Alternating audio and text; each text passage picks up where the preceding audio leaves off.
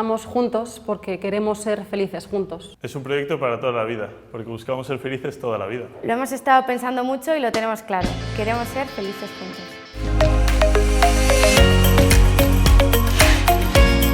El Museo de Bellas Artes de Bilbao y el Museo Arte Sacro también de la ciudad de Bilbao suscribimos un contrato de colaboración para poder colaborar y digamos, arrojar más información sobre esos pedidos relevantes que había tenido en el territorio vizcaíno. Se empieza ahora con esta colaboración de Pared, pero se va a extender en el tiempo.